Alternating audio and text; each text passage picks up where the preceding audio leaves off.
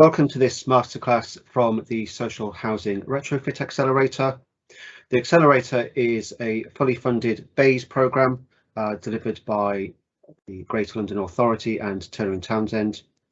The subject of today's masterclass is on developing your application responses and using a very particular approach that we call storyboarding. It will be presented by Jenny Setrington, a bid assistant within Turner & Townsend. Over to you, Jenny. Great, thanks, Graham. And thank you for inviting me to present today. So I work within the Business Generation Department of Turner & Townsend, and I'm going to be taking you through storyboarding today.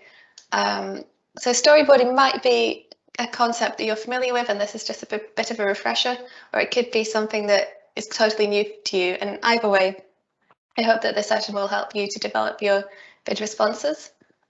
So what is storyboarding? So storyboarding sessions, we would usually hold them before we start writing any of our responses. So they're a way to sort of plan the questions, break them down to understand what they're really asking for, and kind of make an essay plan, sort of like when you're in school.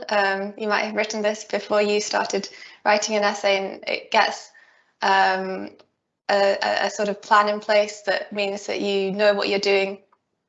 You don't sort of go off on a tangent, and I'll be talking about how we can use the NOSE technique, which is needs, outcomes, solutions and evidence, to sort of start developing our initial response ideas. So the storyboarding team, if possible, we would try and have as much diversity of experience and perspective in the storyboarding team as possible. This kind of means that somebody might be able to identify a gap or show some additional experience. For example, they might have a case study they might be able to identify, and it just generally means that you're more likely to have a good sort of range of ideas in your storyboarding.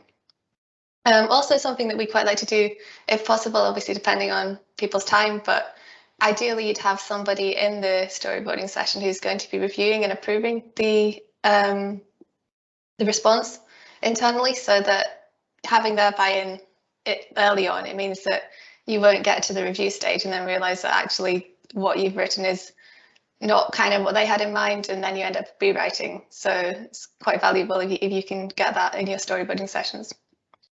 And how to storyboard?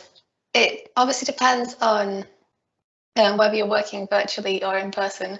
In-person sessions, you typically have like post-it notes, whiteboards, etc., and kind of like a big brainstorming session. Virtually, there's some really good options as well. We can use MS Teams has a whiteboard functionality. There's the Miro boards.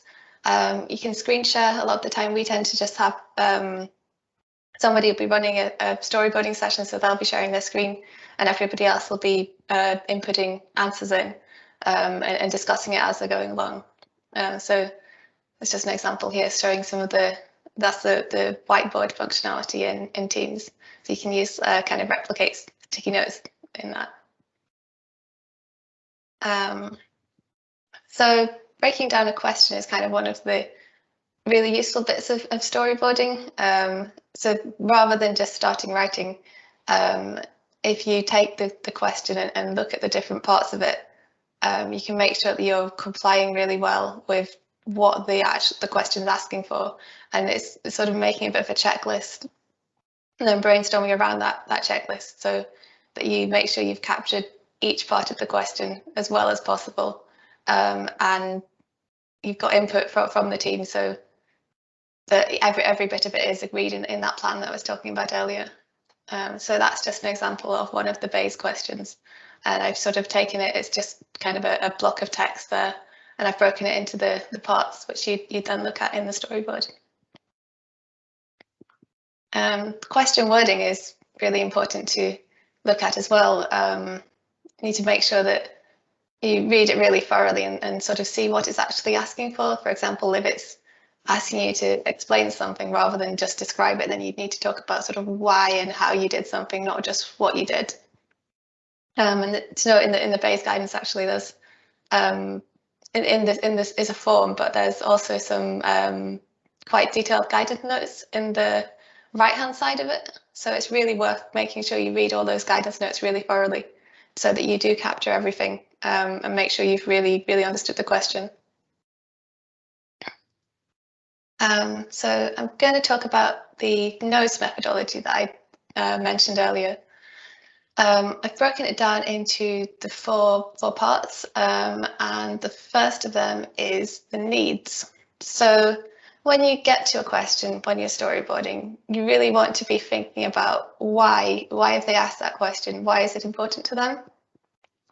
And that, although you might not necessarily go into great detail in your response, by understanding that and in the storyboarding, it can really help to sort of generate that response and figure out what they're looking for.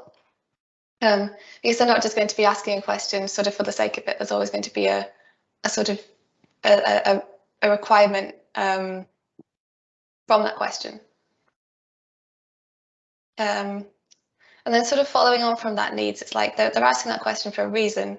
Also, what's the positive impact that's going to come from your solution that meets those needs? So I think with the Bays, with obviously it's a sustainability related program, it's got lots of really positive impacts. So that's hopefully relatively easy, but it's good to think about that when you're developing your response and storyboard sort of around that.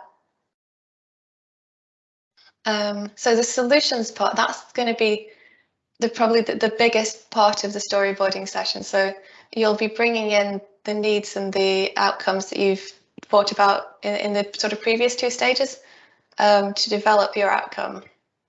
And that's really describing sort of what you're going to be doing, how you'll be delivering against the criteria that the question set out, providing a good value for money for Bays. So you want to sort of show them what you're going to do, how you'll do it, why it's relevant. So we tend to ask like the so what question in storyboarding. So you could end up writing a really big detailed response, but if you haven't thought about why it's relevant, then it actually might not be that useful. So make sure that there's always that sort of link back to the original question and the reasons for it.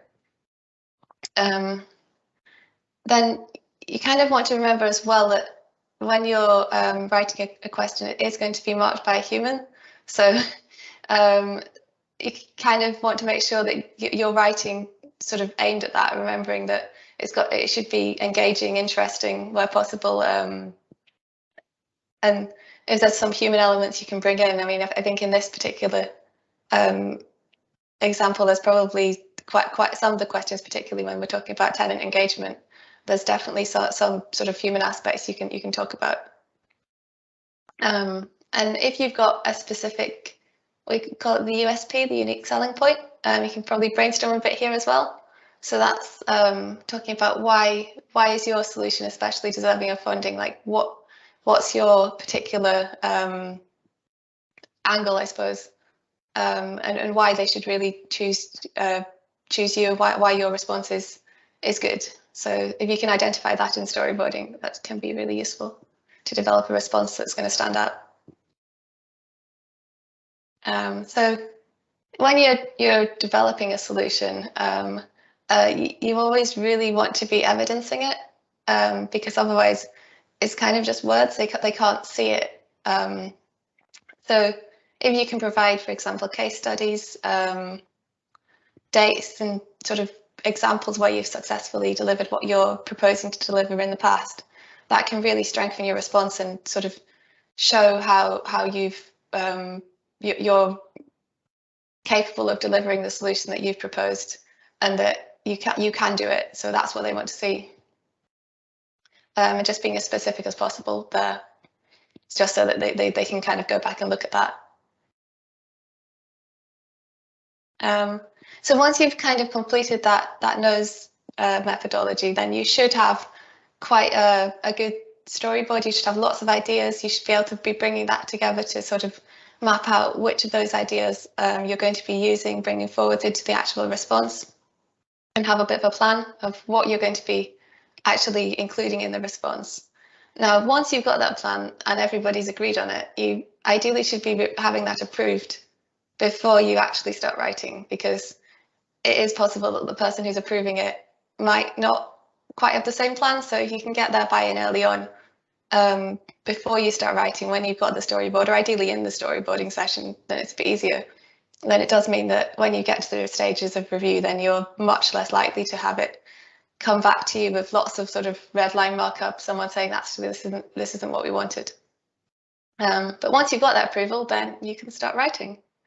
And I've got an example here which shows a draft where they haven't done storyboarding, and as you can see, there's sort of lots of red line markup, there's lots of comments, they're quite big comments. Whereas if you've used storyboard and you've got that buy-in early on, then the kind of comments you get are much more likely to be sort of minor comments about sort of language changes or sort of how it's laid out rather than the actual content.